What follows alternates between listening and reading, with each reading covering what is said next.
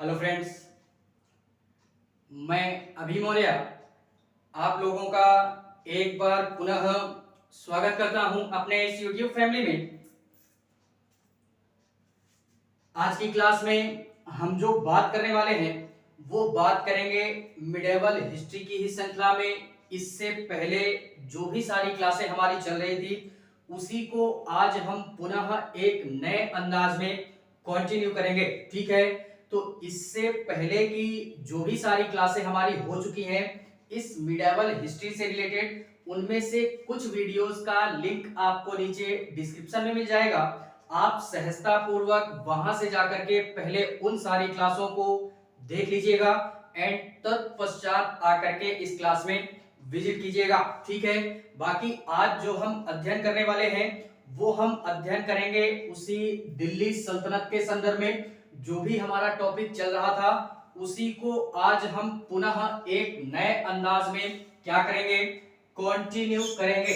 तो इससे पहले वाली क्लास देख लीजिएगा, उसके बाद आकर के यहाँ पे विजिट कीजिएगा। ठीक है, देखते हैं इसी में हम जो बात कर रहे थे दिल्ली सल्तनत के संदर्भ में, वो हमारी बातें चल रही थी तुगलक वंश के संदर्भ में। ठीक है, जो कि हम काफी सारी बातों का जिक्र आपके समक्ष हम लोग कर चुके हैं, जिसके माध्यम से हम लोगों ने कई ऐसे शासकों का जिक्र किया जो कि इस पूरे के पूरे तुगलक वंश के संदर्भ में बहुत ही बेहतरीन तरीके से अपनी सत्ता को स्थापित भी करते हैं और इस दिल्ली वाले क्षेत्र में अपने शासनकाल का या इनके जो भी शासनकाल का दौर होता है ये अपने कार्यकाल के दौरान में कई ऐसे कार्यों का भी मतलब संचालन करते हैं या कई ऐसे विभागों का निर्माण करते हैं जिनके माध्यम से यार काफी सारे कार्य हमारे उनके साम्राज्य के अंतर्गत करवाए जाते थे।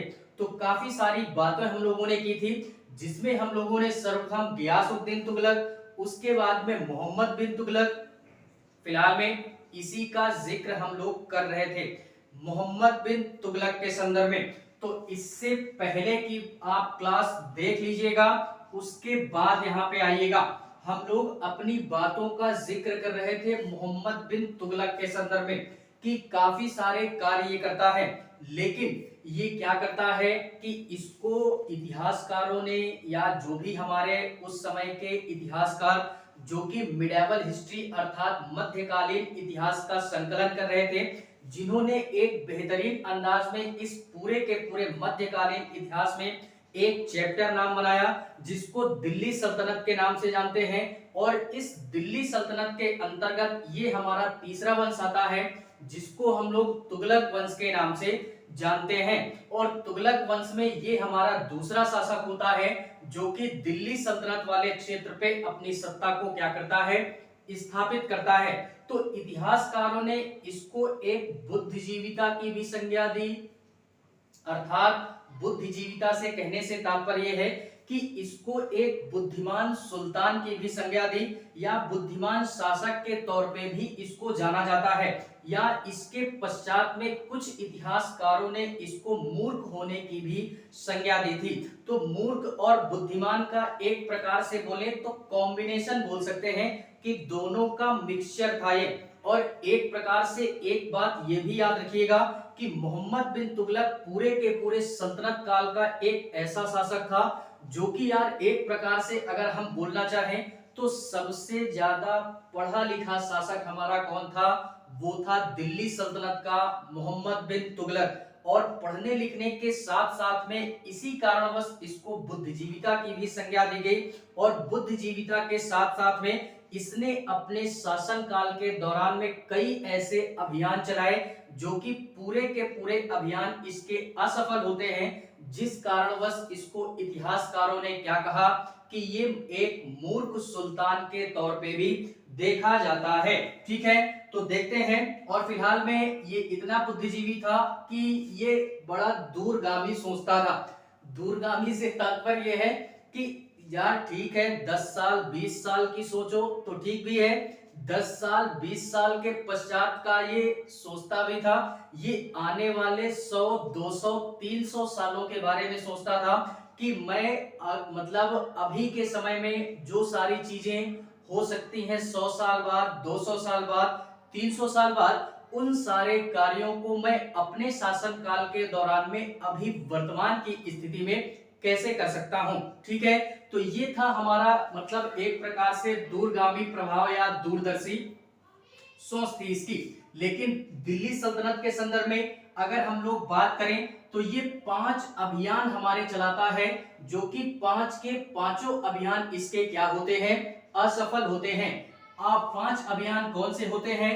पहला था इसका कर वृद्धि करना। क्या था कि जो भी हमारा टैक्स वगैरह था उस टैक्स की मात्रा को बढ़ा देना, जिससे कि इसका जो भंडारण है, इसका जो खजाना है वो हमेशा के लिए थोड़ा सा भर जाए, जिससे कि अपने पूरे के पूरे साम्राज्य के अंतर्गत में या अपने पूरे के पूरे दिल्ली सल्तनत का जो भी सारा क्षेत्र था मोहम्मद बिन तुगलक के संदर्भ में या इसके अंतर्गत में, तो जो भी सारा सिस्टम था वो अपनी सत्ता को या अपने शासनकाल को और अधिक मजबूत कर सके। इस कारणवश उसने क्या किया कि करों में वृद्धि कर दी। और इसके पश्चात में दूसरा इसका अभियान कौन सा था? दूसरा अभियान था इसका कर वृद्धि के पश्चात में राजधानी को परिवर्तित करना। दूसरा क्या था? राजधानी को परिवर्तित करना।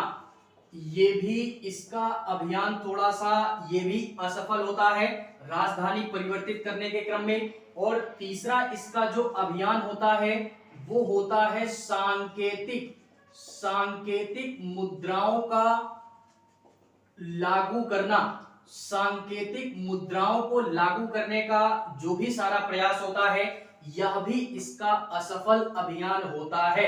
ठीक है, एंड इसी के पश्चात अगर हम लोग और बात करें तो 2 अभियान इसके और उभर करके आते हैं, जो कि पूरे के पूरे दिल्ली सल्तनत में जब ये मोहम्मद बिन तुगलक अपनी सत्ता को स्थापित करता है तो ये अभियान भी इसके क्या होते हैं? असफल होते हैं, जिसको हम लोग खुरासान अभियान के नाम से जानते हैं। यह एक अभियान होता है एंड एक अभियान और होता है जिसको हम लोग कराचिल अभियान के नाम से जानते हैं। इसको भी हमने क्या करना है? याद रखना है। ठीक है, तो ये 5 अभियान उसके शासनकाल के अंतर्गत ऐसे थे, जो कि इन 5 के पांचों अभियान, अब यार ऐसा नहीं है कि ये अभियान अच्छे थे नहीं, इसकी रणनीति अच्छी थी, कार्य इसके अच्छे थे, ये सारे के सारे अभियान इसके अच्छे थे, लेकिन ये ऐसे समय में लागू करता है या एक प्रकार से बोले तो इसकी किस्मत ही खराब होती है कि काफी सारा कांड होता है, काफी सारी चीजें जो होती हैं जिस उद्देश्य से ये इन अभियानों को लागू करता है अपने साम्राज्य के अंतर्गत में, वो सारे उद्देश्य इसके क्या होते हैं? कंप्लीट नहीं हो पाते हैं। तो एक प्रकार से ये बोल सकते हैं कि इसकी रणनीति अच्छी होती है, लेकिन रणनीति अच्छी होने से क्या फायदा जब अभियान ही आपका सफल ना हो। ठीक है, तो इसमें हम लोग बात कर चुके हैं इससे पहले की क्लास में कर वृद्धि करना, इसकी चर्चा हम कर चुके हैं। राजधानी परिवर्तित करना, इसकी बात भी मैं कर चुका हूं। आज जो हम बात करने वाले हैं इस क्लास के माध्यम से वो बात करेंगे सांकेतिक मुद्राओं को लागू करना। ये तीसरा अभियान होता है इसका मोहम्मद बिन तुगलक का। ठीक है, देखते हैं इसमें सांकेतिक मुद्रा, खुरासान अभियान और कराचिल अभियान। इसमें सर्वप्रथम हम लोग बात करते हैं सांकेतिक मुद्राओं को क्या करना? लागू करना। एंड एक प्रकार से अगर हम लोग बोलना चाहें सांकेतिक मुद्रा होती क्या है, सर्वप्रथम अगर हम लोग बात करें तो सांकेतिक मुद्रा होती क्या है कि ये एक प्रकार से बोले तो अपने मूल्य की तुलना में कम होता है। अब ऐसा कैसे? ये क्या बोल दिया गया कि मूल्य की तुलना में कम होता है? सांकेतिक से अगर हम लोग बात करें वर्तमान की स्थिति में भारत सरकार है हमारी, और भारतीय मुद्राओं की अगर हम लोग बात करें, भारतीय मुद्राओं की बात करें तो छोटा नोट ले लें, बड़ा नोट ले लें, 10 रुपए, 20 रुपए, 50 रुपए या 100 रुपए, अगर हम किसी भी प्रकार की कोई भारतीय मुद्रा लेते हैं तो उसमें यार क्या होता है कि एक प्रकार का अंक उसमें निश्चित और निर्धारित अंकित किया होता है। क्या होता है कि मानते हैं कि 100 रुपए का नोट है, जब तक उसमें अंक का निर्धारण नहीं किया जाएगा तब तक वह केवल और केवल एकमात्र कागज का टुकड़ा होगा, वो किसी भी प्रकार की कोई मुद्रा नहीं कहलाएगी। लेकिन जैसे ही हम उसमें अंक का निर्धारण करते हैं तो वह हमारी एक क्या बनती है, मुद्रा के रूप में उभर करके आती है। तो इसी को हम लोग एक प्रकार से ये जो उस कागज के टुकड़े पर जो अंक निर्धारित किया गया, इसी को हम लोग यह एक प्रकार का संकेत ही है कि यह 100 रुपए का नोट है। ठीक है, तो इसी को हम लोग क्या बोलते हैं, ये सांकेतिक मुद्रा के नाम से जानते हैं। तो इसी प्रकार से मोहम्मद बिन तुगलक की एक रणनीति होती है, एक अभियान चलाता है अपने पूरे के पूरे शासनकाल के दौरान में कि अब हम लोग क्या करेंगे कि इससे पहले सोने और चांदी के सिक्के चलते थे, इससे पहले में, ठीक है, जिसमें खलीफा वगैरह के चित्र वगैरह बनते थे। आगे हम लोग फिरोज शाह तुगलक में भी इसको देखने का प्रयास करेंगे। लेकिन फिर भी इससे पहले सोने और चांदी के सिक्के चलते थे तो क्या होता था कि इसके समय में सोने और चांदी के जो भी सिक्के थे या इनका जो भी भंडारण था वो कम होने लगता है, यानी इसका खजाना एक प्रकार से सोने और चांदी टाइप का ये कम होने लगता है और पूरे मार्केट में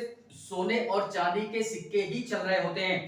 तो इसने इसी कारणवश इसका भंडारण या इसका खजाना कम हो रहा होता है, इसी कारणवश ये क्या करता है कि सोने और चांदी के सिक्कों को बंद करवा करके क्या करता है कि कुछ नए सांकेतिक मुद्राएं चलाने का प्रयास करता है, जो कि वो मुद्राएं किसकी होती हैं, वो मुद्राएं होती हैं तांबे की। इसको याद रखिएगा, तांबे की मुद्राएं, कांसे की, एंड इसी के पश्चात में अगर और बात करें तो पीतल की मुद्राओं का भी ये क्या करता है, इन धातुओं की मुद्राएं बना करके अपने पूरे के पूरे सल्तनत क्षेत्र में उनको क्या करता है, संचालित करता है और पूरे के पूरे अपने साम्राज्य के अंतर्गत में एक अधिसूचना जारी करता है कि अब आज के पश्चात में ये सोने और चांदी के सिक्के नहीं चलेंगे। जो भी सारे सोने और चांदी के सिक्के थे उनको अपने पास में वापस रख लेता है लोगों से लेकर के, और इनके पश्चात में इन मुद्राओं का वो क्या करता है, परिसंचलन करता है अपने पूरे के पूरे साम्राज्य में या लोगों के अंतर्गत में, और उनसे कहता है कि अब आज के पश्चात में इन्हीं मुद्राओं के जरिए सारे कार्यभार अपने साम्राज्य के अंतर्गत में होंगे।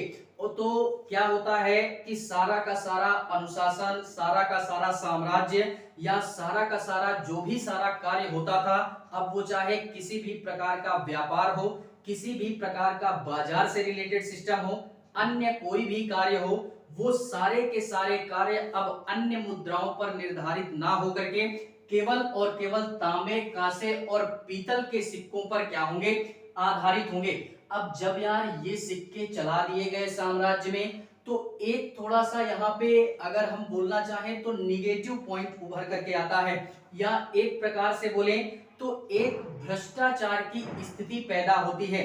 ऐसा कैसे? ऐसा इस कारणवश भ्रष्टाचार की स्थिति ये पैदा होती है क्योंकि उस समय सारे लोगों के पास में तो ज्यादा पैसा था नहीं, केवल और केवल अमीर लोग, जमींदार लोग या जो भी हमारे शासक वगैरह थे या इनके जो भी नाते रिश्तेदार थे, इन्हीं लोगों के पास में ज्यादा मात्रा में सोने और चांदी देखने के लिए मिलते थे या इनके सिक्के देखने के लिए मिलते थे। लेकिन जो आम जनता होती थी उस समय, उनके पास में ये सारी बहुमूल्य धातुएं ना होकर के ये सारी चीजें सहजता से प्राप्त हो जाती थी। तो जैसे ही इन सिक्कों का प्रचलन मार्केट में आता है, लोग जान पाते हैं कि अब आज के पश्चात से तांबे, कांसे और पीतल के सिक्के चलने लगे, तो मार्केट में कुछ लोग ऐसे थे कि इन्हीं सिक्कों के बदले में एकदम हूबहू नकली सिक्के बनाना शुरू कर दिया। यानी आज भी हम लोग देखते हैं यार कि कुछ हमारे नोट ऐसे हैं जो फिर चाहे जैसे भी हो 500 के या 2000 जो भी सारा सिस्टम था उसमें क्या था कि आज वर्तमान की स्थिति में भी कुछ ऐसे लोग हैं जो कि एक प्रकार से बोले तो जो नकली नोटें हैं उनका भी प्रचलन होता है या कभी कभी ऐसे नोट हमको देखने के लिए मिल जाते हैं। तो सेम उसी प्रकार की परिस्थिति हमारे मोहम्मद बिन तुगलक के समय में होती है कि बाजार में जब देखते हैं कि ये सारे सिक्के आ गए तो लोग नकली सिक्के बनाना शुरू करते हैं, जिससे कि भारी मात्रा में सिक्कों का प्रचलन बाजार में देखने के लिए मिलता है और बाजार की अर्थव्यवस्था या बाजार की परिस्थिति इतनी खराब हो जाती है कि सारे मूल्यों के या एक प्रकार से बोले तो सारे वस्तुओं के दाम क्या होते हैं, एक बैग बढ़ जाते हैं। ऐसा क्यों? क्योंकि यार लोगों के पास में काफी सारी मुद्राएं हमारी देखने के लिए मिल जाती हैं। तो इस प्रकार से बाजार का भी जो अर्थव्यवस्था था वो भी खराब हो गई और नकली सिक्के आने लगे इन्हीं के। तो इन्होंने फिर से या इनके राज दरबारी जो थे या इनके जो भी अमीर लोग थे उन्होंने इनको सलाह दी कि आप एक अधिसूचना पुनः जारी कीजिए कि अब ये जो सिक्के होंगे इनको हम वापस लेंगे। ऐसा क्यों? क्योंकि यार सारा माहौल खराब हो रहा था।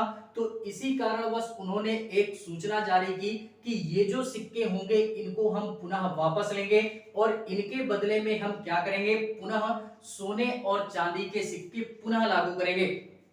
क्योंकि ये बहुमूल्य धातुएं होती थी तो लोगों के पास में सहजता से इनका मतलब हो पाना ये थोड़ा सा असहज फील होता था। इसी कारणवश क्या किया कि इन्होंने एक प्रकार से बोले तो ये मतलब कि एक सूचना जारी करते हैं। तो लोग क्या करते हैं कि पुनः जो भी सारे सिक्के थे पूरे के पूरे साम्राज्य में लोगों के पास में, उन्होंने उन सिक्कों को वापस पुनः शासक या सुल्तान को क्या किए, वापस किए। और इतिहासकारों के द्वारा ऐसा कहा जाता है कि उस समय मोहम्मद बिन तुगलक ने जितने सारे सिक्के इन धातुओं के चलाए थे उससे कई गुना भारी मात्रा में, कई गुना ज्यादा मात्रा में इनके पास में इन धातुओं के सिक्के वापस आए।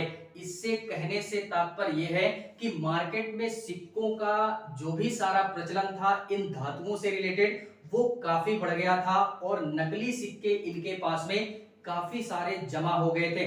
यानी नकली सिक्के शासक या सुल्तान के पास में काफी मतलब जब पुनः लौटाया गया तो काफी सारे सिक्के इनके पास में आए। और फिलहाल में इन्होंने सिक्कों को पुनः जब सोने और चांदी के रूप में वापस किया तो नकली सिक्कों के बदले में इन्होंने सिक्कों को वापस नहीं किया, केवल और केवल इनके द्वारा जो सिक्के चलाए गए थे या जो भी प्रचलन में लाए गए थे उन्हीं के अनुरूप या उन्हीं के अनुसार ही इन्होंने सोने और चांदी के सिक्के पुनः क्या किए, संचलित किए अपने पूरे के पूरे साम्राज्य में। तो इस तरीके की परिस्थिति जब बनती है तो इनके पास में ढेर सारा अंबार लगता है, एक प्रकार से बोले तो नकली सिक्कों का, ठीक है, जिससे कि सोने और चांदी का भंडारण जो भी था इनका कम हो जाता है। जब ये पुनः उन्हीं सिक्कों का प्रचलन मार्केट में होता है तो इनके पास में जो खजाना था सोने और चांदी का वो पुनः खाली हो जाता है, जिससे कि इनकी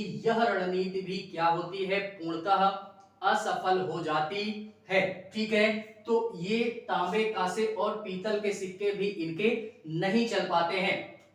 तो यही था एक प्रकार से सांकेतिक मुद्रा कि ये सांकेतिक मुद्रा इनके समय में इन्होंने जो लागू किए वो नहीं चल पाते हैं, पुनः वही सिक्के इनके क्या होते हैं, लागू होते हैं। ठीक है, तो ये भी हमें क्या करना है, याद रखना है। एंड इसी के पश्चात में अगर हम लोग बात करें तो आता है खुरासान अभियान। ये एक प्रकार से बोले तो युद्ध टाइप से था, यानी ये एक प्रकार से मध्य एशिया का क्षेत्र था खुरासान, और इसी खुरासान वाले क्षेत्र में एक युद्ध या एक अभियान हमारे चलाने वाला था कौन, मोहम्मद बिन तुगलक। तो उसी को हम लोग खुरासान अभियान के नाम से जानते हैं। ये खुरासान अभियान अगर एक प्रकार से बोले तो ये मध्य एशिया में पड़ता है। कहां पे, मध्य एशिया। और मध्य एशिया के अंतर्गत में उस समय जो भी सारे एक प्रकार से इस समय बोले तो मंगोलों का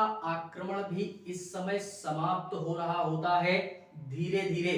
तो इस समय जब ये हमारे मोहम्मद बिन तुगलक होते हैं, इन्होंने ये सोचा कि एक समय ऐसा था कि मध्य एशिया के लड़ाकू हमारे साम्राज्य में आकर के मतलब एक प्रकार से लड़ते थे या युद्ध वगैरह करते थे या आक्रमण करते थे।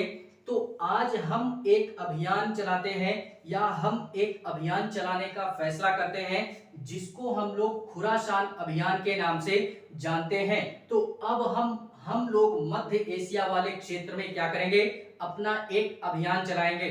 तो इस संदर्भ में इसने क्या किया कि अपनी पूरी सेना को तैयार किया, अपनी पूरी फौज तैयार की, और ऐसा भी कहा जाता है कि मोहम्मद बिन तुगलक के पास में काफी सारी सेनाएं थी। इन्होंने लगभग 3,70,000 सेना तैयार की। कितनी सेना तैयार की?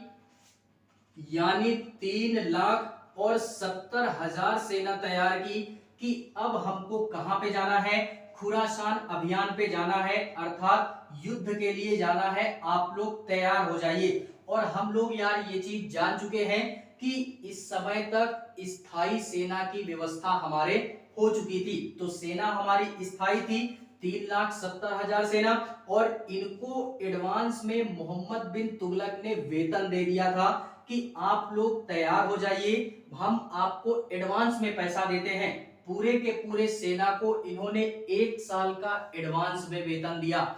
और यही इसकी चूतियाबंदी थी कि इसने क्या किया कि एडवांस में वेतन दिया, और वेतन देने के पश्चात में इन्होंने सेना से क्या कहा कि आप लोग तैयार हो जाइए, हमको मध्य एशिया वाले क्षेत्र में क्या करना है, आक्रमण करना है। तो इस समय क्या होता है कि ये इधर प्लानिंग कर ही रहा होता है कि उधर मध्य एशिया वाले क्षेत्र में अर्थात खुरासान वाले क्षेत्र में जो भी हमारी अशांति की व्यवस्था होती है वहां पे पुनः एक सत्ता स्थापित हो जाती है। यानी वहां पे कोई सत्ता स्थापित नहीं थी, किसी भी प्रकार का कोई शासक नहीं था, जिस कारणवश ये अभियान का फैसला लेता है। लेकिन इसके धीरे धीरे प्लानिंग करते करते ही उधर जो अशांति की व्यवस्था थी इस क्षेत्र में, यहाँ पे भी धीरे धीरे सत्ता स्थापित होती है।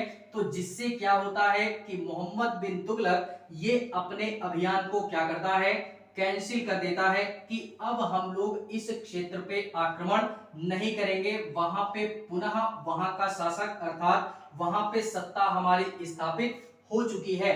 तो जिस कारणवश इसका यह अभियान भी क्या होता है, असफल हो जाता है। और सैनिकों को इसने पहले से ही एडवांस में दे दिया था, और इसका सांकेतिक मुद्रा भी असफल हो चुका था। तो इसका भंडार या इसका खजाना और खाली होता गया, जिससे कि ये इसका अभियान भी धीरे धीरे क्या हुआ, असफल हो गया। ठीक है, तो ये था खुरासान अभियान, इसको भी याद रखना है। एंड इसी के पश्चात में आता है कराची अभियान, जो कि इसका लास्ट अभियान होता है। ये हमारा इंडिया वाले क्षेत्र में ही, या एक प्रकार से बोले कराची हमारा एक प्रकार से अगर मैं बोलना चाहूं तो ये हिमाचल प्रदेश का पहाड़ी वाला क्षेत्र था, या एक प्रकार से बोले किताबी लैंग्वेज में बोले तो जो हमारी कुमाऊं पहाड़ियां होती हैं हिमाचल प्रदेश के तरफ में, उसी सारे क्षेत्र में ये हमारा अभियान चलाया गया, जिसको हम लोग कराची अभियान के नाम से जानते हैं। और इस मतलब अभियान को किस उद्देश्य से चलाया गया, तो इसके एक दो उद्देश्य होते हैं। जैसे कि उस समय जो भी हमारे पहाड़ी वाले क्षेत्र में जो भी जनजातियां हैं, यार आज वर्तमान की स्थिति में भी अगर हम लोग हिमाचल प्रदेश, उत्तराखंड या अन्य किसी अन्य क्षेत्रों में भी जाते हैं, जम्मू कश्मीर वगैरह, इंडिया के 2-3 क्षेत्र ही हमारे ऐसे हैं, 2-3 राज्य हमारे ऐसे हैं जहां पे हमारी जनजातियां उपलब्ध नहीं है। बाकी इंडिया के पूरे क्षेत्रों में हमारी क्या है कि जनजातियां पाई जाती हैं। फिलहाल में ये हमारा जियोग्राफी देखते रहिएगा, उससे रिलेटेड टॉपिक है हमारा। तो यहाँ पे इन कराची अभियान से रिलेटेड क्या था, जो जनजातियां थी उनके द्वारा हमारे कई बार इसके क्षेत्र में या कई बार विद्रोह उठ रहे थे उन जनजातियों के द्वारा। तो ये उन विद्रोहों को दबाने के लिए या उनसे सामना करने के लिए एक प्रकार से बोले तो अपनी सेना को भेजता है या अपनी सेना तैयार करता है, और क्या करता है कि ये कराची के अभियान पर निकल जाता है। और फाइनली प्रारंभ में तो इनकी सेना जीतती है, लेकिन पहाड़ी वाला क्षेत्र होने के कारणवश जो जनजातियां थी वो छुप करके एक प्रकार से बोले तो युद्ध करती हैं या वार करती हैं, जिससे कि इनके जो सैनिक वगैरह होते हैं या जो भी लोग होते हैं वो यार उतने बेहतरीन तरीके से समझ नहीं पाते हैं, जिससे कि बाद में उनको हार का मुंह देखना पड़ता है या हार का सामना करना पड़ता है। तो इस प्रकार से यह अभियान भी इनका कराचील का अभियान भी इसी कारणवश फेल हो जाता है, यानी असफल हो जाता है। ठीक है, तो ये थे हमारे पूरे पूर्ण रूप से दिल्ली सल्तनत में जो भी हमारा तुगलक वंश था, उस तुगलक वंश के संदर्भ में मोहम्मद बिन तुगलक के द्वारा जो भी 5 प्रकार के हमारे अभियान चलाए गए वो कौन कौन से अभियान थे, और इन्हीं पांचों अभियानों को देखते हुए इतिहासकारों ने इसको मूर्ख होने की संज्ञा भी दी है। ठीक है, तो इसके ये रणनीति इनकी अच्छी थी एक प्रकार से अगर मैं बोलना चाहूं, लेकिन रणनीति अच्छी होने से क्या मतलब जब इनका प्लान ही पूरी तरीके से फेल हो चुका हो। ठीक है, तो इन अभियानों को हमने क्या करना है, याद रखना है। इसी के पश्चात में अगर और बात करें तो मोहम्मद बिन तुगलक जो होता है ये अपने साम्राज्य के अंतर्गत में या अपने क्षेत्र के अंतर्गत में क्या करता है कि कृषि के विभाग से रिलेटेड, यानी कृषि जो भी था इस समय तक हमारा कृषि से रिलेटेड जो भी सारा सिस्टम था, या एक प्रकार से बोले तो कृषि ही इस समय मुख्य रूप से अर्थव्यवस्था का आधार थी। क्या थी कि मुख्य रूप से अर्थव्यवस्था का आधार थी कृषि, और कृषि के विकास के उद्देश्य से इन्होंने अर्थात मोहम्मद बिन तुगलक ने क्या किया था कि एक प्रकार से एक विभाग का निर्माण करवाया था। एक विभाग का निर्माण करवाया था। किस विभाग का निर्माण, यानी कृषि के विकास को, कृषि के विकास के उद्देश्य से एक विभाग का निर्माण करवाया, जिसको हम लोग दीवान एक कोही के नाम से जानते हैं। इसको याद रखिएगा। और इसी दीवान एक कोही को हम लोग अमीर एक कोही के नाम से भी जानते हैं। इन दोनों नामों से हमने क्या होना है, परिचित होना है कि ये हमारे दीवान ए कोही और अमीर ए कोही दोनों एक ही सिस्टम है, एक ही विभाग है। किस उद्देश्य से था, क्या था, तो कृषि के विकास के उद्देश्य से ये विभागों का निर्माण हमारे किसने करवाया, मोहम्मद बिन तुगलक ने करवाया था। और इसमें फिलहाल में ये भी इसका सिस्टम फेल ही होता है। एक प्रकार से बोले तो ये थोड़ा सा अच्छा भी था और खराब भी था और थोड़ा बहुत चूतिया भी था। ये अभियान या ये विभाग भी इसका क्या होता है कि असफल होता है। ये विभाग कृषि के उद्देश्य से या कृषि के विकास के उद्देश्य से भले ही इसने विभाग का निर्माण करवाया, लेकिन इसके विभाग के लोग जब ये चूतिया तो इसके विभाग के लोग भी चूतिया, क्योंकि जब ये अच्छे से शासन और प्रशासन नहीं चला पा रहा तो इसके विभाग के लोग क्या चलाएंगे। लेकिन फिर भी चूतिया बोल रहे हैं तो ये इतना भी चूतिया नहीं था। इसको इतिहासकारों ने बुद्धिजीविता की संज्ञा दी, जो कि पूरे के पूरे दिल्ली सल्तनत का सबसे पढ़ा लिखा शासक था हमारा, चूतिया नहीं था। ठीक है, लेकिन ये जो भी कार्य करता था सफल नहीं होता था। इसी कारण वह शायद इतिहासकारों ने इसको संबोधित किया मूर्ख होने से। ठीक है, तो इसमें क्या होता है कि इसमें भी थोड़ा सा एक कहानी टाइप में याद रखिएगा कि ये जो भी हमारा कृषि के उद्देश्य से या कृषि के विकास के उद्देश्य से ये दो विभागों का निर्माण करवाया गया, ये विभाग भी इसके क्या होते हैं, असफल होते हैं। कैसे कि इसके समय में जो भी हमारे किसान थे वो क्या था कि हम लोग जानते हैं कि सूखा पड़ा, अकाल पड़ा और जो भी अभियान थे वो काफी सारा सिस्टम होता है। तो जिस कारणवश इसने किसानों की मदद की और किसानों के लिए क्या किया कि यार अभी हम लोगों ने पहले इसके पहले यानी 2020 या 21 में देखा था कि किसान आंदोलन बिल आया था हमारा एक। ठीक है, उसमें यार एक चर्चा की गई थी कि प्राइवेट कंपनियां हमारी आएंगी, किसानों पे सारा पैसा इन्वेस्ट करेंगी, सरकार इसमें कुछ नहीं करेगी, ठीक है। प्राइवेट कंपनियां आएंगी और वो इन्वेस्ट करेंगी, सारी चीजें किसानों को देगी, किसानों को केवल खेती करना होगा, ऐसा कुछ सुना होगा तो, ठीक है, जो कि किसान आंदोलन से रिलेटेड था। सेम उसी प्रकार की व्यवस्था मोहम्मद बिन तुगलक के संदर्भ में भी देखने के लिए मिल जाती है। क्या कि मोहम्मद बिन तुगलक ने अपने क्षेत्र के अंतर्गत में जो भी सारे किसान थे उनको क्या किया कि उनको बैल वगैरह उपलब्ध करा दिया खेती करने के लिए। बैलों के साथ साथ में उन्होंने सिंचाई की व्यवस्था भी उपलब्ध करवा दी। सिंचाई की व्यवस्था के साथ साथ में किसानों के पास में अगर पैसे वगैरह नहीं थे कृषि के उद्देश्य से, तो उन्होंने क्या किया कि ऋण वगैरह भी उनको दे दिया। तो सारी चीजें सुल्तान ने क्या कि उपलब्ध करवा दी किसानों के लिए और एक अधिकारी नियुक्त कर दिया। अब जो भी हमारे किसान फसल उपजाएंगे वो इन्हीं अधिकारियों के अंडर में रह करके या इन्हीं के नेतृत्व में रह करके क्या करेंगे, सारे फसल को उपजाएंगे। अर्थात कहने से तात्पर्य मेरा ये है कि अब जो किसान खेती करेंगे वो एक सरकार की निगरानी में करेंगे, यानी सारी चीजें सरकार की होंगी और जो भी सारा सिस्टम होगा खेती करने का वो किसान का होगा, ठीक है। तो एक प्रकार से यही बोल सकते हैं कि अधिकारी वगैरह नियुक्त कर दिया गया। अब इन्हीं के नेतृत्व में हमारी फसलों का संचालन या फसलें हमारी उपजाई जाएंगी। लेकिन यहाँ पे एक तथ्य ये समझिएगा कि ये सिस्टम फेल हो जाता है।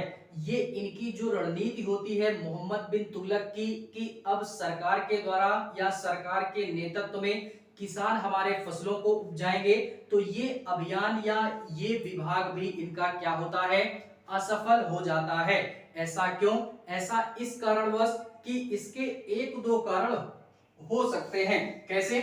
ऐसे कि जो अधिकारी मोहम्मद बिन तुगलक ने नियुक्त किया था कि आप लोग जाइए किसानों से खेती करवाइए, तो वो जो अधिकारी वगैरह होते थे वो अधिकारी क्या करते थे कि एक प्रकार से एक ऐसी फील्ड चुनते थे या एक ऐसे क्षेत्र चुनते थे जो कि अनउपजाऊ होती थी, वो उपजाऊ जमीन नहीं होती थी। तो इस कारणवश वहां पे किसान अगर खेती करते भी थे, फसल उपजाते भी थे, तो वो फसल वहां पे उपजती नहीं थी क्योंकि फर्टाइल मिट्टी थी नहीं, अनउपजाऊ क्षेत्र था। तो इस कारणवश भी शायद ये हमारा विभाग असफल हुआ।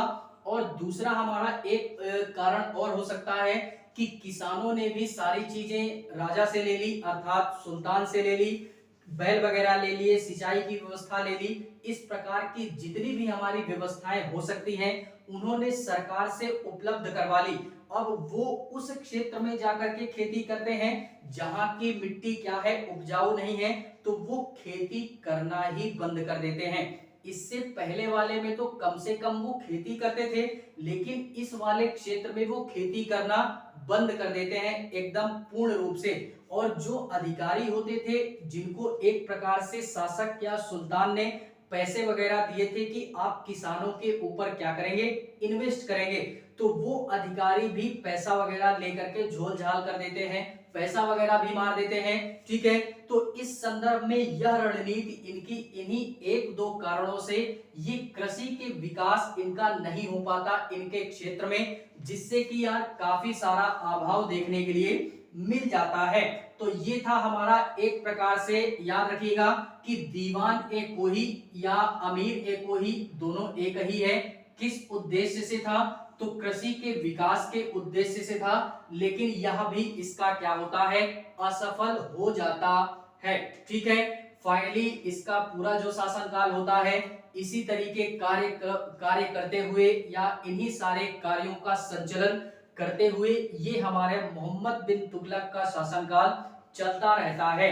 और फाइनली 1351 में आकर के एक प्रकार से बोले तो नाम सुना होगा सिंधु नदी का, जो कि हमारी पाकिस्तान वाले क्षेत्र में बहती है। और वर्तमान की स्थिति में आज हमारा भारत जो है ये अलग हो चुका है, लेकिन प्राचीन समय की अगर बात करें या जिस समय के इतिहास का अध्ययन हम लोग कर रहे हैं, अर्थात मध्यकाल का अध्ययन हम लोग कर रहे हैं। तो इस समय तक भारत पूरा का पूरा हमारे कहां तक था, ये पूरा पाकिस्तान, अफगानिस्तान, इधर म्यांमार वाला क्षेत्र पूरा क्या था, ये भारत के अंतर्गत ही आता था। तो सिंधु नदी वाले क्षेत्र में उस समय एक विद्रोह हो रहा होता है। सिंधु नदी में बेसिकली अगर हम नाम देना चाहें तो नाम याद रखिएगा कि एक स्थान पड़ता है जिसको हम लोग थट्टा नामक स्थान के नाम से जानते हैं। इस थट्टा नामक स्थान पे क्या होता है, यानी सिंधु नदी के क्षेत्र में यहीं पे एक विद्रोह हो रहा होता है, जिसको दबाने के लिए या इस विद्रोह का सामना करने के लिए मोहम्मद बिन तुगलक जाता है। और फाइनली लास्ट में 1351 ईस्वी में क्या होता है, इसी थट्टा नामक क्षेत्र पर मोहम्मद बिन तुगलक की क्या होती है, मृत्यु हो जाती है। कब होती है, 1351 में। कहां पे, इसी थट्टा नामक स्थान पे। किस कारणवश होती है, तो यह हमारा एक विद्रोह यहाँ पे हो रहा होता है या एक संघर्ष हो रहा होता है। उसी संघर्ष को दबाने के लिए या उसी संघर्ष का सामना करने के लिए ये वहां पे जाता है और फाइनली इसी विद्रोह में इसकी क्या होती है, मृत्यु हो जाती है। और फाइनली 1351 के पश्चात में यहीं से हमारा एक दूसरा शासक आता है जिसको हम लोग फिरोज शाह तुगलक के नाम से जानते हैं, जो कि तुगलक वंश का तीसरा शासक होता है हमारा। कौन होता है, यानी इसी 1351 में हमारा गद्दी पे बैठता है फिरोज शाह तुगलक। फिरोज शाह तुगलक गद्दी पे बैठता है और फिलहाल में ये दिल्ली की गद्दी पे नहीं बैठता, ये याद रखना है। दिल्ली की सत्ता खाली हो जाती है, अर्थात दिल्ली सल्तनत वाला क्षेत्र हमारा, उसकी गद्दी खाली थी। ये थट्टा नामक स्थान पे जहां पे मोहम्मद बिन तुगलक की मृत्यु होती है, वहीं पे ये अपनी सत्ता को स्थापित करता है और यहीं पे इसका पहला राज्य अभिषेक होता है, अर्थात इसको शासक बनाया जाता है। 1351 में इसका क्या होता है, पहला राज्य अभिषेक होता है।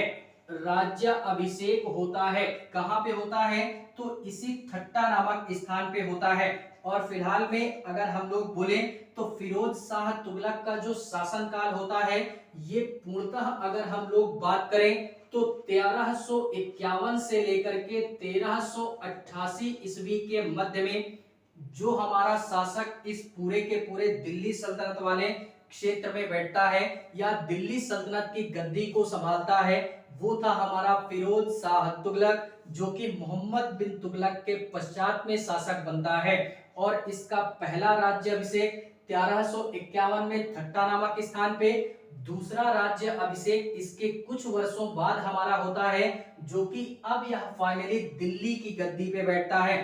तो इसका दूसरा राज्य अभिषेक जब होता है तब यह हमारे क्या करता है कि ये गद्दी पे बैठता है। ठीक है, किस गद्दी पे, दिल्ली सल्तनत वाले क्षेत्र में बैठता है। और फिलहाल में ये फिरोज शाह तुगलक था कौन, तो ये था हमारा एक प्रकार से मोहम्मद बिन तुगलक का चचेरा भाई था। ये पुत्र नहीं, ज्यादातर उस समय हमारा राजतंत्र चलता था, जो कि राजा का बेटा ही राजा बनता था। लेकिन यहाँ पे हमारा थोड़ा सा उल्टा देखने के लिए मिलता है कि फिरोज शाह तुगलक जो था वो मोहम्मद बिन तुगलक का कौन था, चचेरा भाई था, जो कि बाद में जाकर के उसकी मृत्यु के पश्चात में ये दिल्ली सल्तनत के क्षेत्र को संभालता है। एंड इसी के पश्चात में अगर और बोलना चाहें तो इसके मतलब शासक बनने के क्रम में या गद्दी संभालने के क्रम में एक प्रकार से बोले तो काफी सारी कहानियां प्रचलित हैं। अब यार कहानियां क्या प्रचलित हैं, इतिहास का अध्ययन कर रहे हैं तो ये बेसिकली इतिहास क्या है, एक कहानी ही है। हमने केवल अपने अध्ययन के दृष्टिकोण से थोड़ा सा हमको पढ़ने में सहजता महसूस हो, इस कहानी को हम एक नाम देते हैं कि किस कहानी का अध्ययन हम कर रहे हैं। तो पुरानी चीजों का अध्ययन करना ही हमारा, या एक प्रकार से बोले तो बीती चीजों का या अतीत का अध्ययन करना ही हमारा इतिहास कहलाता है। ठीक है, बेसिकली एक नाम दे दिया जो कि एक सब्जेक्ट के रूप में उभर करके आता है।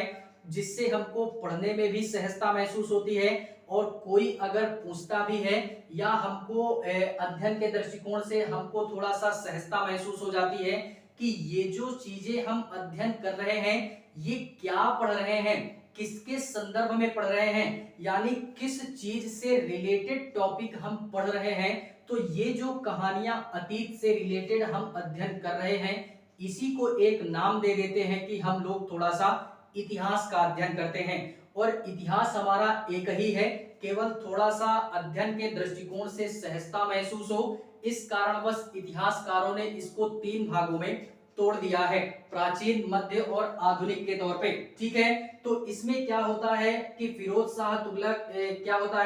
शाह तुगलक चचेरा भाई होता है, और कहानी ये प्रचलित है इतिहासकारों के द्वारा कि ये शासक या सुल्तान बनना नहीं चाहता, लेकिन मजबूरी में इसका या इसके साम्राज्य के जो भी हमारे लोग थे इसके शासक बनने के पश्चात में ऐसा बोला जाता है कि जो भी उलेमा वर्ग था, उलेमा वर्ग ये वर्ड पहली बार यहाँ पे यूज हो रहा है पूरे के पूरे दिल्ली सल्तनत में, इसको भी याद रखिएगा।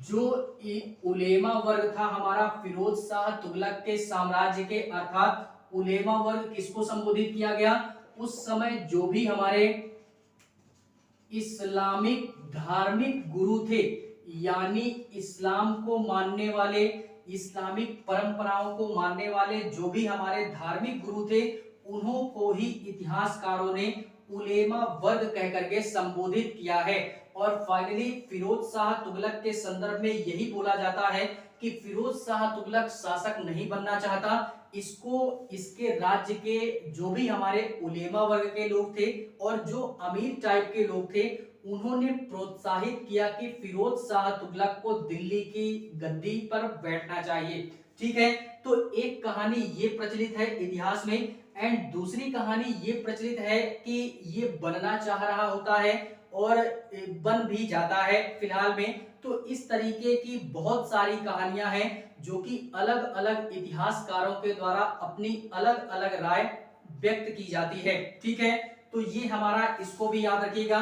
और फिलहाल में ये एक पहला ऐसा शासक होता है, पहला क्या, ये हमारा तुगलक वंश का एक प्रकार से बोले तो एक ऐसा शासक होता है जो कि एक प्रकार से बोले तो पूर्ण रूप से जो भी हमारा इस्लामिक धार्मिक परंपरा थी या इस्लामिक धार्मिक अनुष्ठानों के अनुरूप ही इसने क्या किया कि अपने सल्तनत के क्षेत्र में अपनी सत्ता को स्थापित किया या अपना पूरा का पूरा शासन काल इस्लामिक परंपराओं पर आधारित ही अपना शासन किया। ठीक है, तो ये फिरोज शाह तुगलक ऐसा था। लेकिन इससे पहले हम लोगों ने अध्ययन किया था अलाउद्दीन खिलजी के संदर्भ में, खिलजी वंश में, वो भी हमारा दिल्ली सल्तनत की गद्दी पे बैठता है और वह एक ऐसा शासक था कि उसने पूर्ण रूप से अपने मन मौजी एक शासन क्या की थी कि स्थापित किया था, यानी पूर्ण रूप से वो अपने मन मुताबिक शासन किया। उसने अपने पूरे के पूरे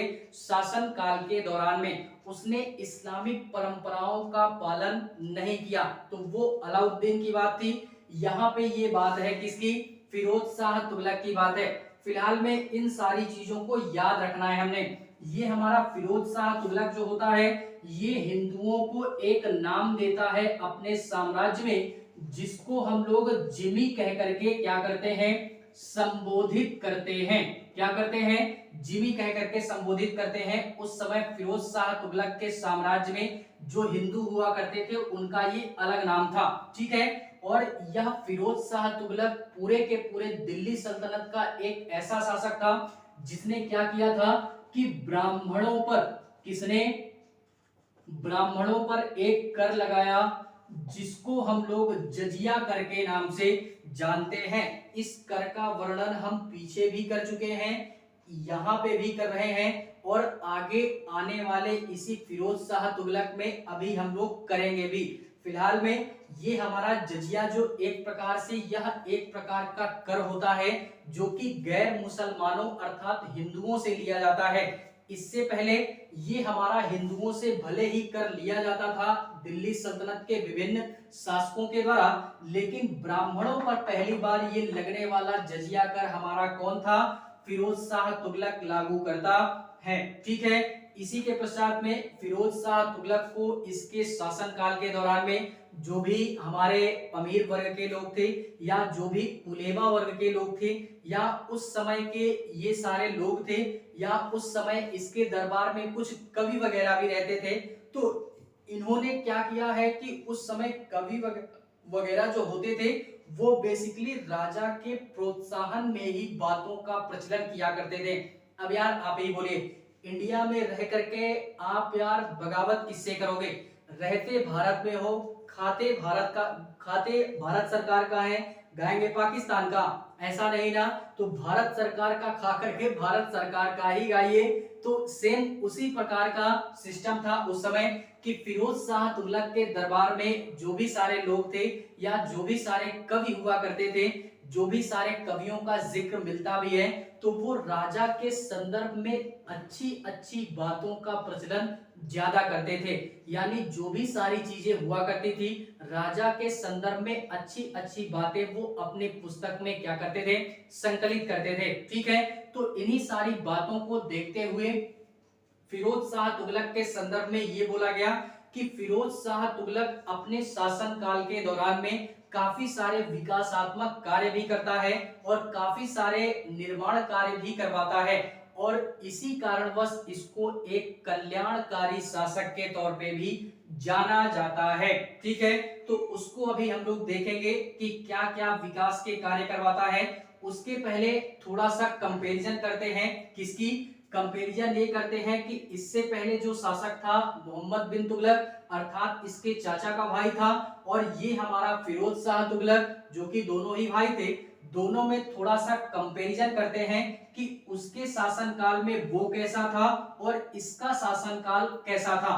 तो एक प्रकार से अगर मैं बोलना चाहूं मोहम्मद बिन तुगलक के संदर्भ में, तो मोहम्मद बिन तुगलक जो था यह काफी हद तक एक प्रकार से मैंने बोला ना कि इसी कारणवश बोलते हैं कि जिस भी व्यक्ति के अंदर शिक्षा है अर्थात जो भी व्यक्ति शिक्षित है, अगर उसके अंदर ज्ञान है तो वो कुछ करे या ना करे लेकिन एक अच्छे इंसान में उसकी गिनती होगी ही होगी, क्योंकि उसके अंदर एक व्यक्तित्व का निर्माण बड़े ही बेहतरीन अंदाज में हो जाता है शिक्षा की प्राप्ति के पश्चात में। तो वही सारे कार्य मोहम्मद बिन तुगलक के संदर्भ में भी होता है कि मोहम्मद बिन तुगलक पूरे के पूरे एक प्रकार से बोले तो दिल्ली सल्तनत में सबसे पढ़ा लिखा शासक हमारा कौन था? मोहम्मद बिन तुगलक। लेकिन ऐसा नहीं है कि फिरोज शाह तुगलक कम पढ़ा लिखा था, यह भी एक प्रकार का विद्वान ही था,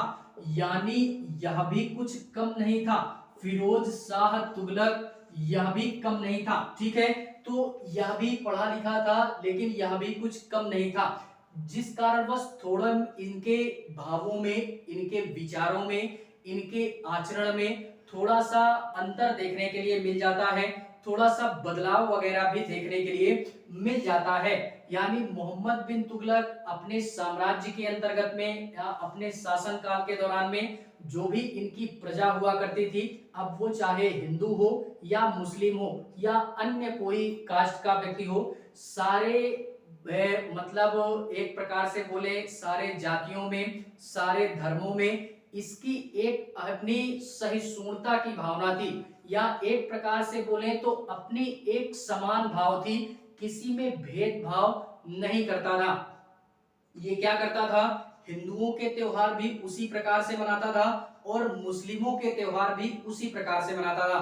तो एक प्रकार से अगर हम लोग बोलना चाहें तो मोहम्मद बिन तुगलक अपने पूरे के पूरे शासन काल के दौरान में क्या करता है कि अपने जो भी प्रजा थी उनके सामने या उनके समक्ष इनकी क्या थी? सहिष्णुता की भावना थी, या एक प्रकार से समान भाव रखता था मोहम्मद बिन तुगलक। लेकिन फिरोज शाह तुगलक जो था ये पूर्णतः क्या करता है कि इस्लामिक परंपराओं पर आधारित या इस्लामिक धार्मिक अनुष्ठानों पर आधारित क्या करता है? अपनी सत्ता को स्थापित करता है, पूर्ण रूप से इस्लाम धर्म को मानता है और उसी के अनुसार चलता है। और इसके समय में कुछ उलेमा वर्ग के लोग थे जो कि इस्लामिक धार्मिक परंपराओं को मानते थे, तो ये अपने उलेमा वर्ग के लोगों को खुश करने के लिए भी कुछ हमारे कार्य ऐसे करता है जो कि हिंदुओं के प्रति काफी एक प्रकार से बोले तो खराब परिस्थितियां बन जाती हैं, जिसकी चर्चा अभी अगर हम लोग क्लास आगे बढ़ाते हैं जैसे वैसे उसकी चर्चा करेंगे। लेकिन फिलहाल में इसको हम लोग केवल और केवल इतना जानते हैं कि फिरोज शाह तुगलक जो होता है ये दोनों में अंतर, यानी इसकी जो रणनीति होती थी शासन करने की या इसके प्रशासन की या इसकी जो भी नीतियां आती थी समाज से रिलेटेड या अपनी प्रजा से रिलेटेड, तो ये मुस्लिमों के प्रति अलग रणनीति बनाता था, अलग नीति लेकर के आता था या अलग योजनाएं बनाता था, और हिंदुओं के लिए अलग योजनाएं बनाता था, अलग नीति लेकर के आता था। तो पूर्ण रूप से यही बोल सकते हैं कि इसकी जो भावना थी वो हिंदुओं के प्रति अलग थी और मुस्लिमों के प्रति अलग थी। मुस्लिमों में इसकी थोड़ा सा एक प्रकार से बोले तो भावना ज्यादा थी समान भाव की, जो कि ऐसा क्यों था, क्योंकि ये समान भाव इस कारणवश था क्योंकि मुस्लिमों में ही एक प्रकार से मुस्लिम सत्ता ही स्थापित करता है। ठीक है, तो फिलहाल में फिरोज शाह तुगलक के बारे में तो पढ़ ही रहे हैं, तो जैसे जैसे क्लास को आगे बढ़ाएंगे ये फिरोज शाह तुगलक के संदर्भ में काफी सारी बातों का जिक्र हम करेंगे।